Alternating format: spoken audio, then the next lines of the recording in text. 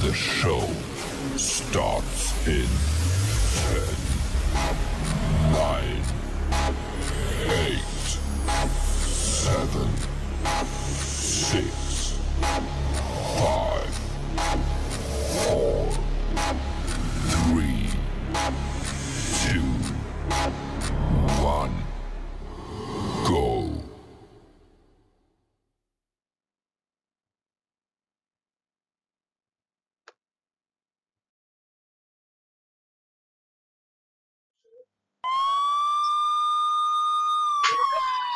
Selamat sejahtera cikgu ucapkan kepada pelajar-pelajar pendidikan moral tingkatan 1. Hari ini murid-murid akan mempelajari unit 17 iaitu Rasuah Musuh Negara. Pembelajaran ini disampaikan oleh Cikgu Khairul.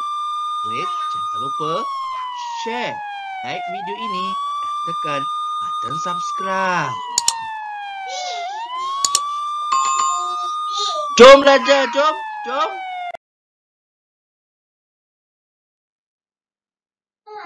Baiklah, mari kita mulakan pembelajaran unit 17. Jadi murid-murid kena tahu apa itu rasuah. Ya, bagus murid-murid. Kita nak belajar apa itu rasuah. Okey. Rasuah ialah terima. Terima itu ialah ambil. Ambil, you ambil. Atau memberi. Bagilah. Bagi hadiah, bagi jajan, bagi minum, bagi makan. Bagi. Asal namanya memberi iaitu ialah give. What you give, you bagi. Okey. Okey, terima atau memberi apa murid-murid? Suapan. Bagus. Okey. Rasuah ialah terima atau memberi suapan. Suapan ni maksudnya dalam bentuk hadiah. Okey. Sama ada dalam bentuk duit, sama ada dalam bentuk harta benda seperti banglo, rumah besar, sama ada kereta mewah. Itu adalah bentuk suapan. Bentuk pemberian. Sama ada seseorang minta ambil ataupun seseorang bagi dengan bentuk seperti inilah. Suapan seperti ini. Okey. Nanti cikgu akan terangkan jenis-jenis suapan. Okey, sebagai apa? Sebagai upah. Ya, sebagai upah. Okey, upah ni ganjaran lah. Ganjaran. Atau dorongan. Aku dapat wang sebanyak ni kerana orang mendorong aku untuk buat sesuatu perkara yang ada kaitan tugas dengan tugas kita lah. Okey. Terima atau memberi suapan. Okey, sebagai upah. Upah ni hadiah seperti yang cikgu cakap tadi. Ataupun dorongan.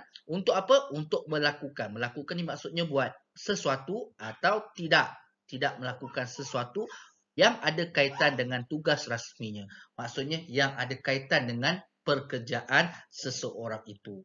Jadi itulah dianggap sebagai rasuah. Okey, baik. Kita pergi kepada bentuk suapan. Apa itu bentuk suapan? Yang orang beri untuk melakukan sesuatu perbuatan yang ada tugas rasmi yang berkaitan dengan kerja kita. Okey, sebelum tu awak boleh baca sepintas lalulah di dalam laman web Suruhanjaya Pencegahan Rasuah Malaysia ataupun dikenali sebagai SPRM. Okey, di dalam SPRM ini terdapat 8 bentuk suapan yang telah ditetapkan oleh Badan Induk SPRM ini, iaitu yang pertama ialah diskaun. Diskaun adalah salah satu bentuk suapan yang diberikan kepada seseorang untuk membeli urusan jual beli antara syarikat company lain ataupun antara syarikat dengan untuk mendapatkan tender-tender dan sebagainya lah. Jadi ini adalah bentuk rasuah. Yang kedua, bentuk suapan dalam bentuk hadiah. Minta seorang melakukan sesuatu perkara kemudian bagi hadiah. Jadi ini dianggap sebagai rasuah. Bukan hadiah awak menang pertandingan bola keranjang, pertandingan syair, pidato, bukan. Rasuah ini dia bagi hadiah untuk kita lakukan sesuatu benda. Dan perbuatan itu salah lah. Menyalahi etika dan juga peraturan syarikat. Ini adalah perjanjian antara seseorang pemberi atau penerima rasuah. Seterusnya dalam bentuk pinjaman. Dia boleh bagi dalam bentuk pinjaman dan juga bonus. Ini kepada orang yang memerlukan wang lah. Okey. Bentuk suapan juga boleh boleh diberikan dalam bentuk upah. Upah sama saja macam hadiah dalam bentuk wang, harta benda tadi yang cikgu tunjuk. Dalam bentuk wang juga sama. Okey, kadang-kadang rasuah ini diberikan dalam bentuk jawatan. Ini mungkin dalam syarikat-syarikat JLC, okey, yang mana ada seseorang pekerja terlibat dalam skandal pecah amanah. Okey, dia nak suruh pekerja tutup mulut atas kes jenayah yang dilakukan, dia bagi jawatan. Bila bagi jawatan, jadi orang diam akan kesalahan pekerja itu. Ini juga adalah kesalahan jenayah, bentuk rasuapan yang diberikan kepada seseorang yang lain. Dan yang terakhir dalam bentuk perkhidmatan.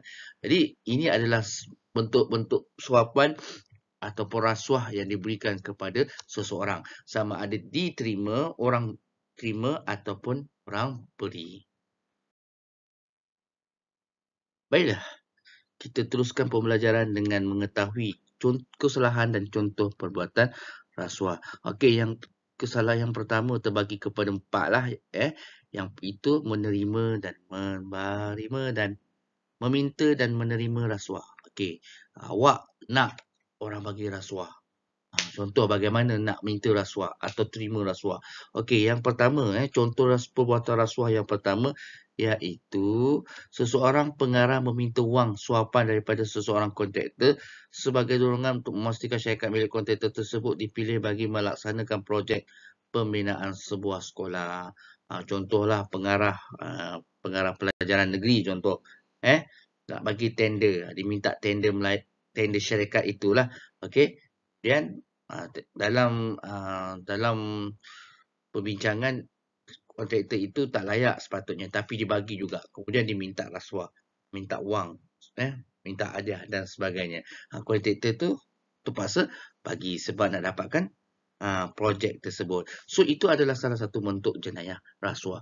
Contoh lain yang cikgu boleh berikan contoh ialah seseorang kerani menerima komisen daripada pembekal bagi setiap barangan yang dibelinya untuk syarikat.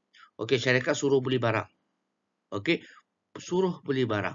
Okey, kemudian banyak-banyak kedai dibeli satu kedai. Dalam satu kedai itu dia dapat komisen. Dia dapat komisen daripada pembekal. Kerana memilih syarikat pembekal tersebut untuk beli syarikat tersebut beli barang dengan pembekal tersebut. Jadi orang yang menguruskan tu dia akan dapat komisen. Itu juga adalah salah. Itu juga adalah salah. Baik, contoh kedua kesalahan ialah menawarkan atau memberikan rasuah. Ni kita nak bagi. Kita nak menawarkan ataupun memberikan orang terima rasuah. Contoh kesalahannya yang ketiga ialah kamu boleh tengok seseorang pembekal menawarkan sejumlah wang kepada pengurus kewangan sebuah syarikat bagi mempercepatkan proses bayaran terhadap pembekalan yang telah dibuat. Okey, pembekal menawarkan sejumlah wang, bagi duit kepada pengurus, manager, manager di sebuah syarikat, manager kewangan, okey. Kemudian untuk apa? Untuk proses pembayaran, terhadap pembekalan yang dibuat. Awak bekal, syarikat membekalkan. Jadi dibagi duit supaya syarikat tersebut beli. Manager tu setting pembelian, melalui barang-barang yang hendak dibeli oleh syarikat tersebut. Tetapi melalui pembekal. Pembekal yang dipilih oleh syarikat pengurus kewangan tersebut, sebuah syarikat tersebut. Jadi ini adalah salah. Sepatutnya pembelian barang itu mestilah atas dasar persetujuan bersama dengan AJK, CEO dan juga pengarah-pengarah yang lain. Seterus contoh yang lain ialah seseorang pengusaha gerai menawarkan makanan percuma selama sebulan. Ni toke kedai makan bagi makan free kepada pelanggan. Okey, kenapa? Supaya jangan buat aduan kepada pihak berkuasa mengenai tahap kebersihan gerainya. Contoh ada satu kedai. Ada satu kedai makan. Makanannya sedap. Tapi sayang, kotor. Okey, so untuk elakkan dia kena compound, elakkan dia kena sita daripada pihak berkuasa, dia bagi makan free. Awak order apa-apa saja bagi makan free. Awak pun terpengaruh kemudian makan free. Okey, dengan syarat jangan bagi tahu pihak berkuasa. Ini adalah terima rasuah. Terima rasuah dan juga memberi rasuah. Yang makan tu pun terima salah, yang memberi pun salah. Okey, Ni bentuk penawaran lah, pemberian cara orang nak bagi rasuah. Okey, yang ketiga, kita tengok ketiga contoh kesalahan ketiga dalam rasuah, iaitu mengemukakan tuntutan palsu. Cikgu, macam mana cikgu nak tuntut benda palsu ni? Ni contoh dia. Okey, kita tengok contoh kesalahan dia, iaitu seorang pembekal menghantar 80 buah komputer ke sebuah sekolah, tetapi menuntut bayaran bagi 100 buah komputer. Kebanyakan ini berlaku. Buat tuntutan palsu supaya syarikat tersebut kena bayar. Order lain, hantar lain. Kena bayar mengikut apa yang dihantar. Itu adalah rasuah juga. Okey. Jadi dia mengemukakan tuntutan palsu. Orang nak buat penipuan melalui tuntutan palsu. Contohnya syarikat A order barang ke supplier 80 unit. Tapi bagi lebih daripada 80 unit. Lepas tu kena bayar. Kan? Tak boleh. Itu salah lah.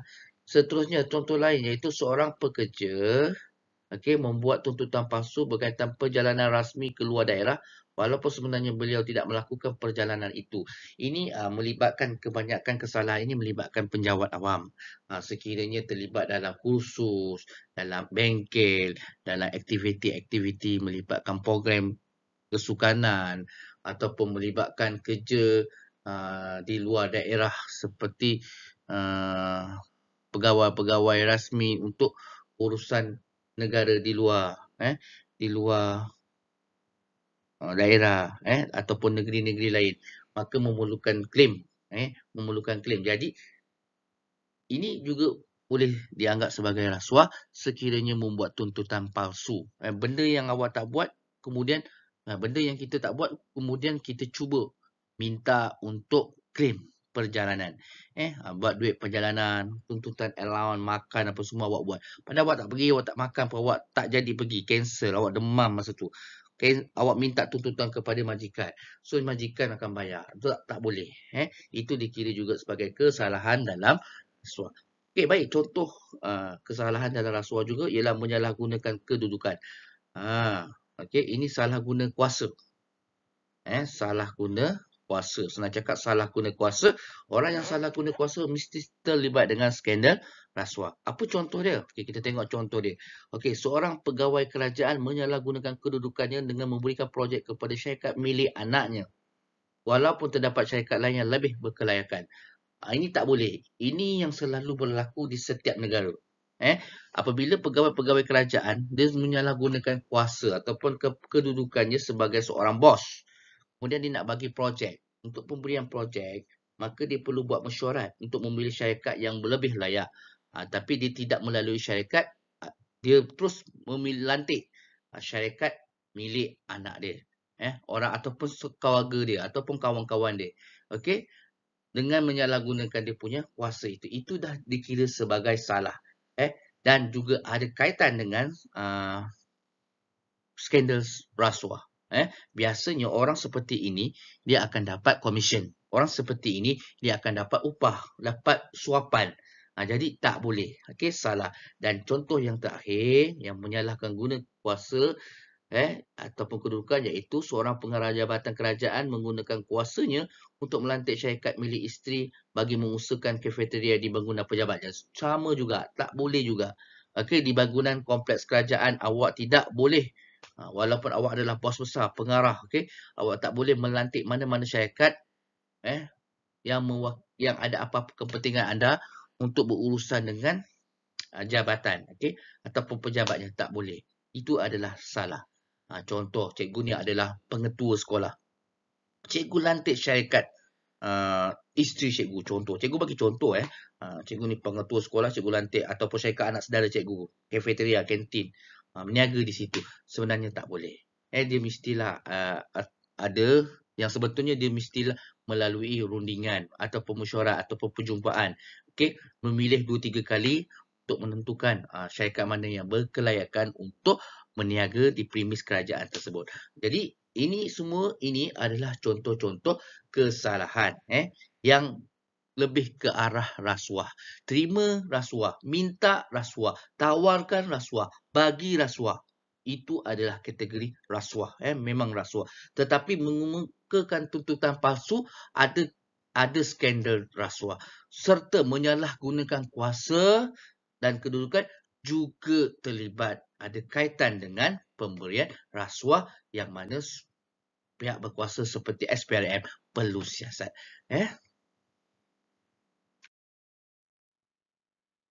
Seterusnya kita belajar tentang kesan rasuah. Apa kesan rasuah? Jadi murid-murid boleh rujuk dalam buku teks pendidikan moral anda kerana cikgu mengajar berdasarkan buku teks pendidikan moral. Baik, cuba bayangkan kesan rasuah. Ini terbagi kepada 4 lah. Yang pertama kepada individu. Bayangkan diri kita sendiri. Diri kita. Kalau kita terlibat dalam rasuah besok, kalau kita dah dapat kerja, kemudian tiba-tiba ditawarkan rasuah. Apa yang berlaku kepada kita? Sedangkan perbuatan rasuah adalah salah di sisi undang-undang negara. Yang pertama, kita akan hilang pekerjaan. Maksudnya, kita akan dibuang kerja. Sepandai mana pun awak belajar sampai ke luar negara, kemudian dapat pekerjaan yang bagus, kemudian anda terlibat dalam rasuah. Anda menyalahgunakan kuasa. Anda membuat tuntutan palsu. Anda menerima ataupun memberi rasuah. Maka anda, jika didapati benar melakukan kesalahan tersebut, anda akan dibuang kerja. Kemudian, dah tentu-tentulah organisasi sesebuah perkhidmatan awam ataupun sesebuah syarikat akan mendakwa awak, akan membuat laporan polis dan awak akan didakwa dan dihukum penjara. Nampak? Kesian. Kesian dia anda. Anda kena buang kerja, kemudian dikenakan tindakan undang-undang dengan dihukum penjara di samping membayar denda yang tinggi. Jadi secara tidak langsung maruah kita sudah tercemar. Nama baik keluarga kita pun akan tercemar. Itu adalah kesan kepada keluarga lah. Maruah keluarga kita akan tercemar. Bila maruah keluarga tercemar, semua ahli keluarga kita akan terkesan, akan tension, akan stres. Disebabkan tindakan kita yang tidak bermoral. Kita seronok dapat duit banyak. Kita seronok melakukan sesuatu kerja yang salah. Membelakangkan tugas asal kita. Tidak buat kerja. Tidak jujur. Tidak amanah. Songlap duit. Dan sebagainya. Kemudian terima rasuah. Membiarkan pelaku melakukan aktiviti yang salah. Itu juga dianggap sebagai orang yang bersekongkol. Jadi juga dikenakan tindakan yang sama. Jadi kesannya kepada keluarga kita lah, maruah keluarga kita akan terjejas. Selain itu, kita juga mungkin akan hilang tempat bergantung. Siapa yang hilang tempat gantung ni? Keluarga kita.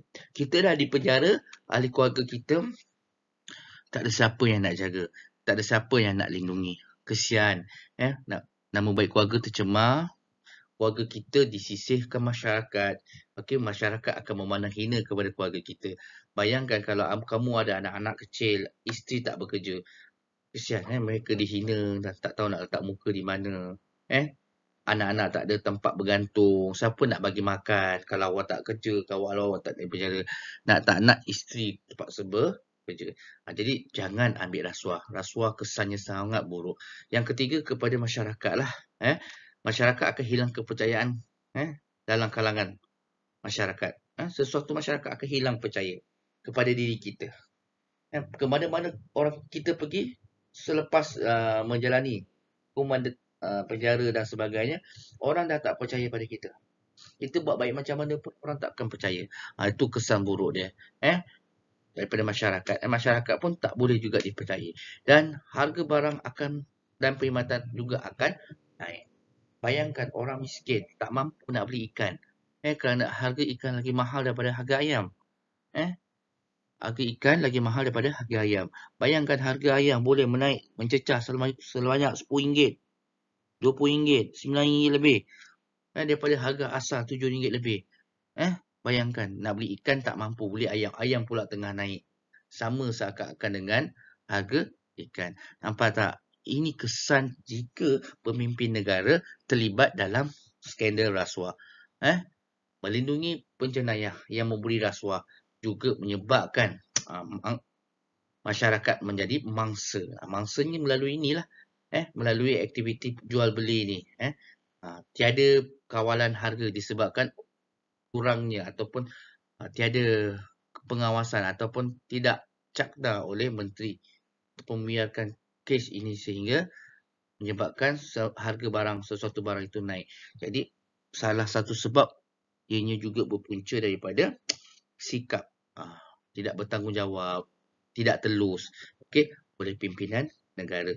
Bagi sesuatu negara, sekiranya harga barang naik. Baik, kesan rasuah kepada negara iaitu menjejaskan pentadbiran negara. Negara kita akan kacau bilau. Orang akan mengata kita. Rakyat tidak akan percaya lagi pimpinan kerajaan. Ini kesan dia. Dan keselamatan dan kesejahteraan rakyat akan teracam. Orang yang melakukan kesalahan, dia akan mudah untuk melakukan jenayah. Dia akan mudah untuk melakukan kezaliman kepada orang yang tidak berkuasa. Seperti rakyat biasa. Contoh, seseorang kaya melakukan kesalahan. Kemudian memberikan rasuah kepada pihak berkuasa supaya jangan dakwa, jangan tangkap. Setiap laporan itu ditutup terhadap dirinya. Maka orang yang ditindas oleh orang itu akan sentiasa dizalimi oleh orang yang bersalah. Akibat memberi suapan kepada pihak berkuasa. Dan pihak berkuasa tidak mengambil tindakan kepada pesalah tersebut. Jadi secara tidak langsung ia memberikan kesan buruk lah, imej yang buruk kepada negara. Jadi, marilah kita sama-sama membanteras jenayah rasuah. Jadi, kamu tolong ingatkan ahli keluarga kamu jangan terlibat dengan rasuah. Okey, seterusnya kita mempelajari tentang cara memberantas rasuah. Bagaimana kamu nak membanteras rasuah. Bagaimana kamu nak mengatasi rasuah. Bagaimana kamu nak tunjuk anti rasuah kepada orang-orang yang berkepentingan, yang boleh menjahanamkan negara kita, yang boleh menyebabkan keadaan huru-hara. Okey, yang pertama dari segi individu. Okey, pada diri kita sendiri, bagaimana cara kita nak membanteras rasuah. Okey, yang pertama mempunyai pegangan agama dan jati diri. Okey, setiap rakyat Malaysia, terutamanya yang beragama, tak kiralah kamu agama Kristian ke, Hindu ke, Kompoisma ke, Islam ke, ataupun mana-mana agama, ataupun tidak beragama sekalipun, etis ke, kamu patutnya mempunyai jati diri. Kamu patutnya mempunyai nilai-nilai moral. Kamu sepatutnya mengamalkan amalan rukun negara. Dan kamu mesti tanamkan sifat benci rasuah. Kerana agama telah mengajar kita supaya jangan terlibat dengan rasuah. Dan dalam masa yang sama, kita tanamkan sifat benci rasuah kerana rasuah boleh menghancurkan negara kita.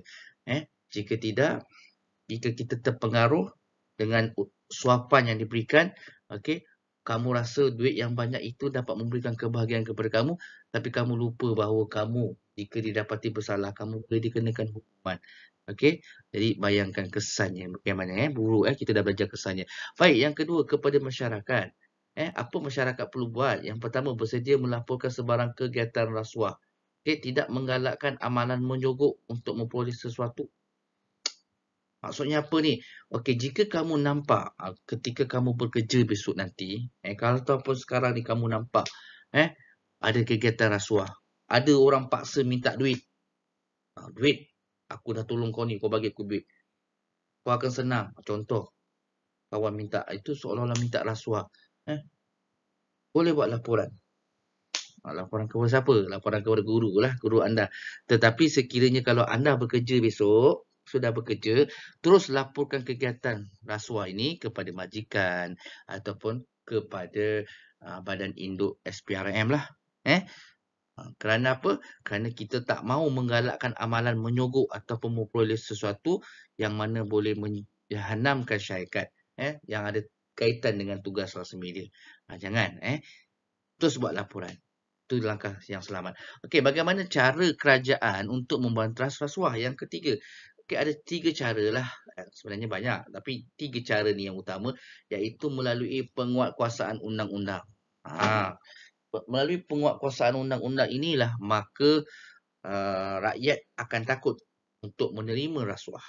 Kerana melalui penguatkuasaan undang-undang juga, pesalah rasuah tanpa kira bangsa, umur, jika didapati bersalah, ataupun tak kira apa kedudukan pangkat mereka, jika didapati bersalah, mereka akan dikenakan hukuman.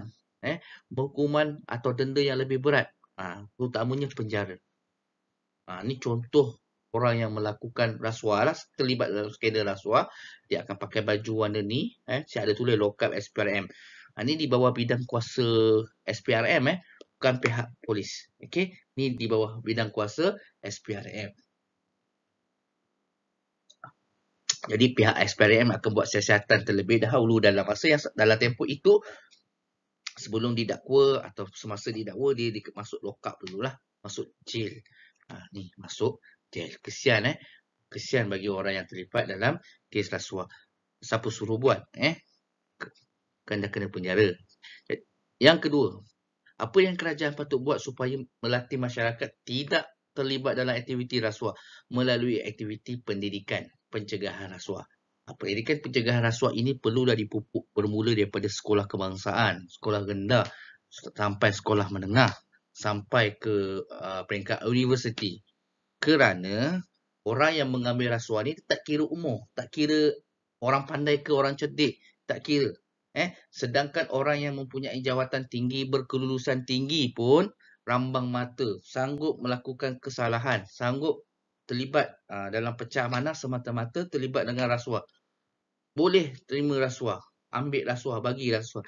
Jadi ini adalah sesuatu yang amat membimbangkan kerajaan. Oleh itu, kerajaan perlu memperkasakan pendidikan pencegahan rasuah. Macam mana nak memperkasakan pencegahan rasuah ini di peringkat sekolah? Okey, perlu memasukkan elemen benci rasuah dalam semua mata pelajaran di sekolah. Sekarang ni kamu tingkatan 1, kamu belajar benci rasuah melalui pendidikan moral. Mungkin dalam bahasa Melayu pun ada. Mungkin dalam pembelajaran sejarah pun ada. Kenapa kerajaan Melaka jatuh di tangan Portugis? Mungkin ada rasuah, ada pembelut. Jadi elemen benci rasuah itu perlu ditanam supaya kita tak nak terlibat dalam rasuah. Selain itu, melalui pendidikan rasuah juga pihak sekolah dengan inisiatif beberapa badan kerajaan perlulah mengadakan kempen iklan yang efektif dengan menggunakan pelbagai media massa. Contohnya iklan di YouTube, membuat kempen kesedaran, memanggil pihak pegawai SPRM untuk menerangkan tentang rasuah itu apa. Di samping menyediakan ataupun membuat pertandingan, contoh pertandingan yang melibatkan rasuah supaya dapat membuka minda, supaya dapat memberikan maklumat yang berguna ini kepada setiap pelajar-pelajar sekolah. Tak kira sekolah rendah, sekolah menengah atau di peringkat universiti.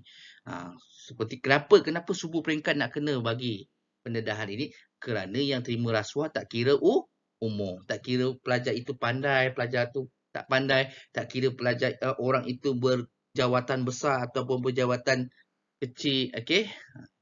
Jadi kita pun boleh fikir, kalau seseorang itu kerani, kenapa tiba-tiba rumahnya ada rumah banglo 2 biji, kereta mewah sampai 3, kerja kerani 1,500 tapi boleh ada rumah mewah. Jadi berkemungkinan seseorang itu terlibat dalam rasuah. Jadi pihak SPRM boleh siasat, boleh minta LHDN untuk melihat isytihar harta. Tengok harta tu, pendapatan tu dapat daripada mana. Duit banyak disalurkan daripada bank, daripada mana duit itu. Itu baru kita dapat detect seseorang itu dapat menerima rasuah ataupun memberi rasuah melalui pengisytiharan harta oleh pihak LHDN. Ini adalah kerjasama antara SPRM dengan LHDN. Jadi kita mesti bantras aktiviti rasuah. Dan yang terakhir ialah menubuhkan institusi integriti Malaysia, mewujudkan pengkalan data pesalah rasuah, mewujudkan mahkamah khas dan mewujudkan talian khas 1888 6000. Okey, murid boleh berurusanlah dengan badan-badan ini. Baiklah, mari kita jawab latihan hantar kerja rumah. Mari menjawab kuis Bonanza. Baiklah murid-murid, kita mulakan kuis Bonanza kita dengan jawab latihan pemulihan. Latihan ini juga terdapat di dalam buku teks pendidikan moral anda. Mari kita sama-sama bincangkan jawapan. Soalan yang pertama melintang sehingga soalan kelima. Istilah rasuah disebut sebagai... Ingat balik apa cikgu ajar, apakah jawapan dia? Ya, betul. Sebagai suapan. Suap-suap. Ibarat kita menyuap nasi. Suap. Yang kedua, soalan yang kedua, orang yang terlibat dalam rasuah akan hilang apa murid-murid?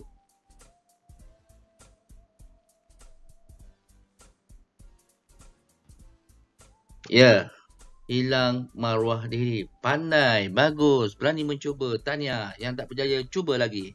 Orang yang terlibat dalam rasuah akan hilang maruah diri. Maruah diri ini bermaksud nama baik kita tercemar. Harga diri kita tercemar. Jadi jangan libatkan diri anda dengan aktiviti rasuah. Soalan nombor 3. Semua hasil daripada perbuatan rasuah dianggap sebagai apa? Ni HM. Apa dia? Cuba murid. Perbuatan yang tidak boleh dilakukan dianggap sebagai apa? Cuba lagi. Okey. Nombor 3 jawapan dia ialah haram. Haram ialah perkataan yang tidak boleh. Haram ialah sesuatu perbuatan yang tidak boleh dilakukan. Ia adalah haram, bukan halal. Halal itu perkara yang boleh dilakukan. Haram ini ialah perbuatan yang tak boleh dilakukan. Jadi soalan nombor 3 ialah haram. Hasil perbuatan rasuah dianggap sebagai haram. Soalan nombor 4, setiap individu yang menjadi perbuatan rasuah akan dilindungi. Apa benda ni? Soalan nombor 4, setiap individu yang menjadi perbuatan rasuah akan dilindungi. Menjadi apa ni? Kamu kena buat apa ni? Kalau kamu nampak seorang berikan rasuah, menerima rasuah, kemudian dia melakukan kesalahan, kesalahan dari segi etika pekerjaan, jadi kamu kena buat apa oleh pihak berkuasa? Itulah clue jawapan dia. Siapa boleh jawab? Ya, bagus. Ada yang boleh jawab. Jawapan dia ialah saksi. Awak tahu saksi tu apa? Bukan air sasi. Saksi. Setiap individu yang menjadi saksi. Saksi ni bermaksud orang yang nampak perbuatan tersebut. Orang yang boleh detect kesalahan tersebut. Orang yang ada bukti. Yang nampak perbuatan menerima dan memberi rasuah itu. Jadi saksi ini diperlukan untuk mendakwa kes bagi orang yang terlibat sama ada terima ataupun memberi rasuah. Kita pergi kepada soalan yang kelima. Mereka yang bersubahat dalam rasuah turut akan menerima 5 melintang ni. Siapa nak cuba? Okey, bagus. Jawapan dia ialah menerima hukuman. Siapa yang buat salah akan didenda. Begitu juga dengan jenayah. Kolah putih. Jenayah negara, jenayah undang-undang negara. Mereka yang bersubahat dalam rasuah. Tak terima rasuah, dia bersubahat. Dia tahu. Dia terlibat.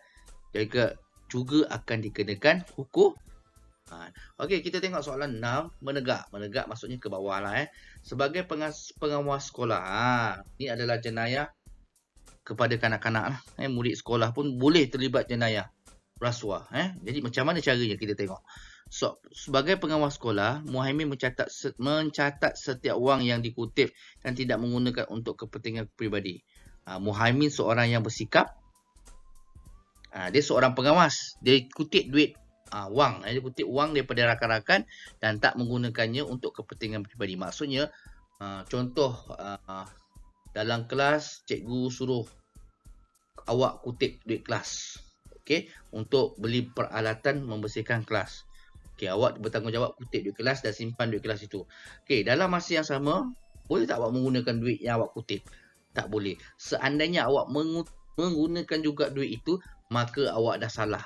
Menyalahgunakan kuasa. Menyalahgunakan kedudukan. Dan itu boleh dikategorikan sebagai kesalahan dalam rasuah.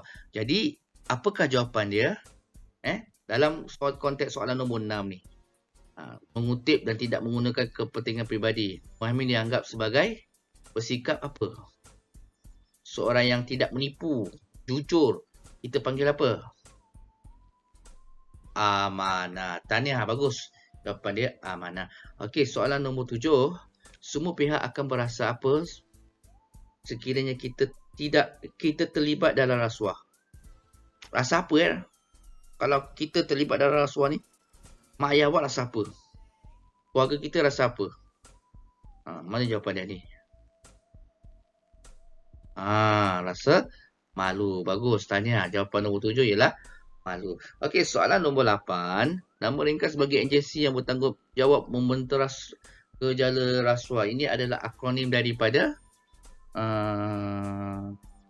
laman web yang telah cikgu sebut tadi. Laman web apa? Suruhanjaya Pencegahan Rasuah Malaysia. Apa dia punya akronim dia? Ya, betul. Jawapan dia SPRM. Tahniah diucapkan. Dan soalan terakhir. Salah satu kesalahan rasuah ialah membuat tuntutan apa? Tinggal satu huruf kat sini. Ya. Jawapannya tuntutan palsu. Tahniah diucapkan kepada murid-murid. Yang salah, tolong buat pelan. Kita pergi ke latihan yang seterusnya. Baiklah murid-murid, kita jawab latihan penilaian pembelajaran yang terakhir kita. Baik, berdasarkan situasi di bawah, jawab soalan yang diberikan. Baik, kita fahami isu yang terdapat di dalam isu petikan ini. Helmi terlihat Bonseng meniru ketika menjawab soalan peperiksaan. Maksudnya Helmi nampak Bonseng tiru. Setelah peperiksaan tamat, Bonseng telah berjumpa Helmi dan berjanji untuk memberikannya hadiah dengan syarat Helmi merahsiakan perbuatannya daripada pengetahuan guru. Nampak dia jumpa Helmi, suruh jangan beritahu cikgu. Dia bagi hadiah. Baik, soalan nombor 1. Jelaskan tindakan yang patut Helmi lakukan. Apakah jawapan dia murid-murid? Helmi sepatutnya melaporkan kepada guru disiplin dan guru tingkatan. Betul lah. Soalan ini sepatutnya melaporkan kepada guru disiplin atau guru tingkatan. Soalan nombor 2. Apakah kesalahan rasuah yang cuba dilakukan oleh Bonseng? Bonseng memberikan suapan kepada Helmi untuk merahsiakan perbuatannya daripada pengetahuan gurunya. Ataupun Bonseng memberikan hadiah. Ingin memberikan hadiah kepada Helmi untuk menutup perbuatan yang meniru dalam exam. Pun boleh jawab seperti itu. Okey, soalan ketiga. Sekiranya perbuatan Bonseng diketahui guru-guru, ramalkan kesan perbuatannya terhadap dirinya dan keluarganya. Okey, kepada dirinya apa kesan dia? Okey, maruah dirinya tercemar dan dikenakan tindakan disiplin dan seterusnya. Nama baik keluarga juga tercemar dan ahli keluarga akan mendapat malu. Betul lah. Itu jawapan yang betul. Dan soalan nombor 4. Jelaskan cara anda untuk membantu rakan anda untuk meningkatkan kesedaran agar dapat menjauhikan perbuatan rasuah. Apa cara yang boleh awak buat? Nasihatkan kawan lah. Okay? Nasihatkan rakan supaya tidak terlibat dalam aktiviti rasuah dan meminta rakan mengamalkan ajaran agama dan menilai murni dalam kehidupan. Mungkin awak boleh memberi teguran serta memaklumkan kesan akibat mengambil rasuah. Okey, ataupun awak boleh mengajak rakan-rakan anda untuk sama-sama menghadiri kempen kesedaran tentang bahayanya rasuah ataupun menonton iklan berkaitan rasuah dan sebagainya. Baiklah murid-murid, sampai sini saja pembelajaran kita. Mana yang salah soalan penilaian A, cikgu nak kamu buat pembetulan. Sebagai kerja rumah, saya nak kamu siapkan soalan esei. Ya, nanti kamu dah siap boleh hantar kepada guru. Baik, jangan lupa murid-murid like, sharekan video ini dan tekan button subscribe. Kita akan buat latihan ulang kaji pada video yang seterusnya. Daripada bab unit 1 sehingga unit 17. Kita jumpa lagi. Sekian, terima kasih.